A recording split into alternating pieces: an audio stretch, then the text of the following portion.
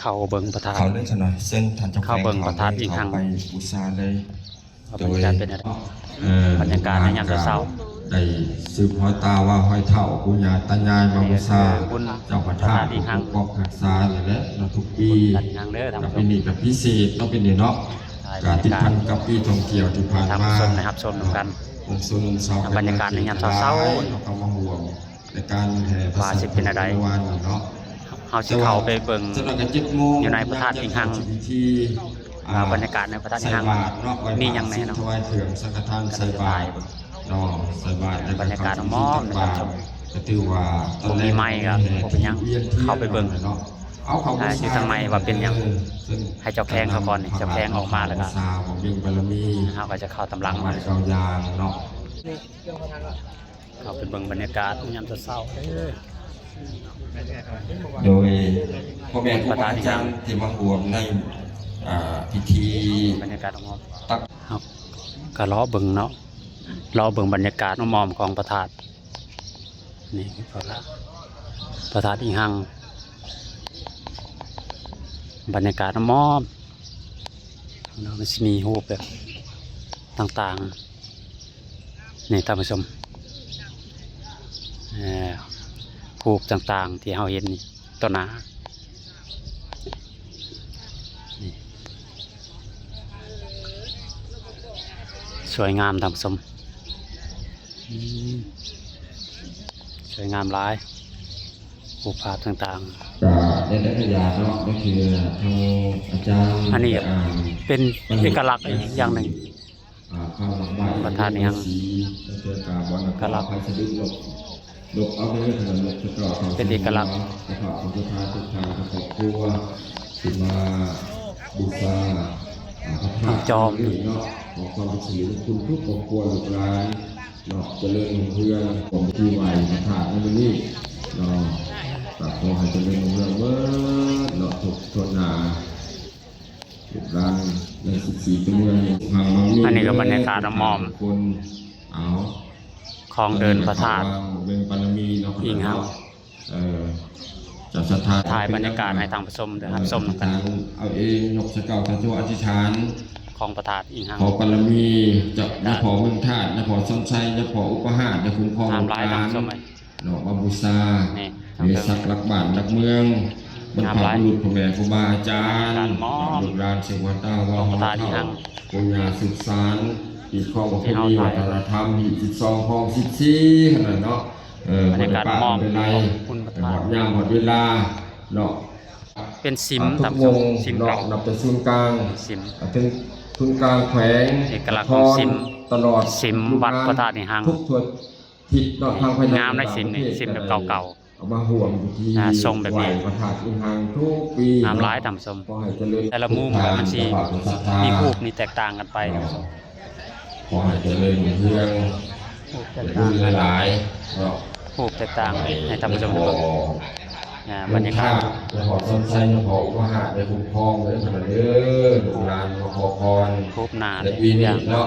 แต่ละจุดมันจะต่างกันไป เขตหามีสิ่งปรากฏมีหยดลิซามังมีสิ่งเจริญรุ่งเรืองเขาหนามทำปลาไข่อุดมสมบูรณ์ อันนี้ก็รูป จัดปัดเป่า ทางประตูเข้าตามสมมุติ ทำมาหากินสร้างมาค้ากินเนาะขอหน่อยขอพรจากเจ้าคุ้มครองพระธาตุเนาะเจ้าพระธาตุได้คุ้มครองลูกหลานหวังก็มีทรัพย์รักบ้านรักเมือง รูปของพระธาตุ จากที่นี่มีการนำผักหลักแฝงโดยทางเจ้าแฝงสนเขตเป็นหมู่ประธานนำพาการจัดแฝง นี่ก็เช่นเดียวกันสุ่ม ที่สี่ตัวเมืองหนึ่งนครแต่วันนี้ เป็นสุ่ม คือมาห่วงพิธี เป็น ไหว สุ่ม พระธาตุอิงหังหลวงพ่อหลวงสืบพระเจ้าวังเจ้าจากพุทธญาตานึงถือว่ามันนี่ก็จะใส่บาตรตั้งบาตรไว้เลยเนาะ7 โมงทางการนำกับวายพอเมื่อสันเจ้าแขวงเนาะ รูปเผาประตูสุ่มเผาประ แต่ ตู ก็นักธุรกิจพ่อแม่ประชาชนกันอยู่รวมกันไว้พาอับซินวิก่อนเนาะคนไหนจังใส่บาตร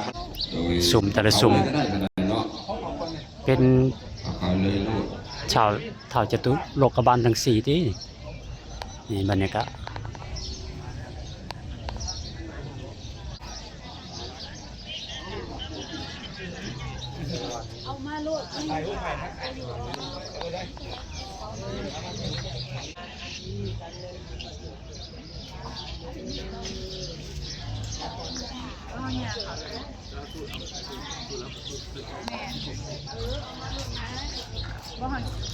นี้นะ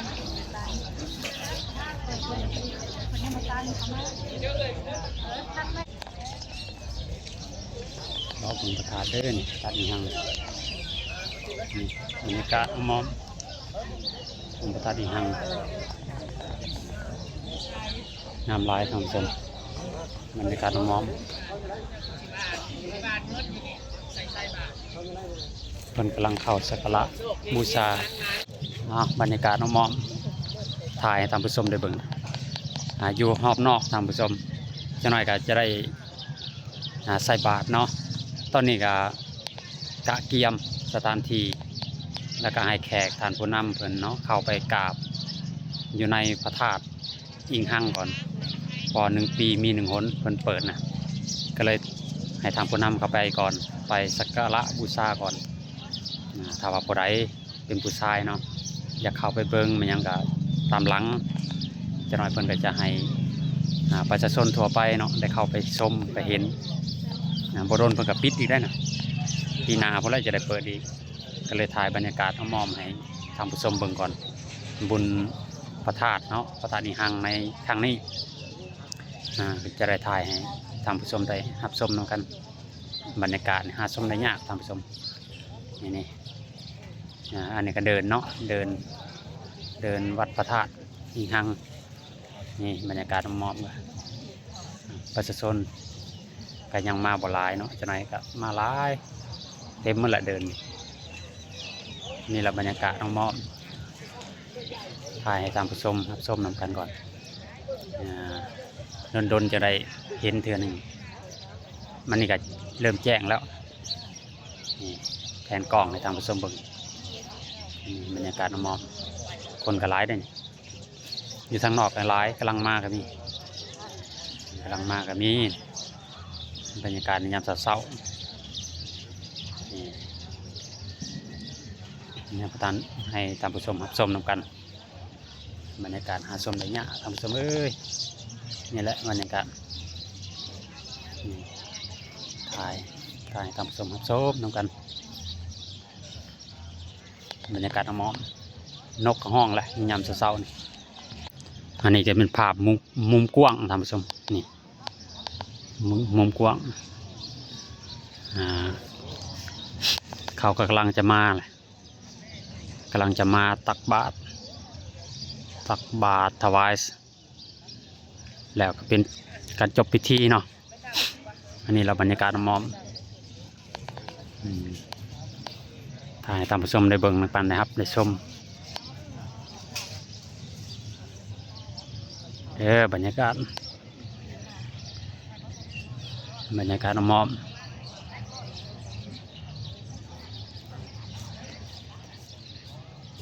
มุมนี่กันงามดีแบบมุมนี่งามมากมุมนี่บรรยากาศมอม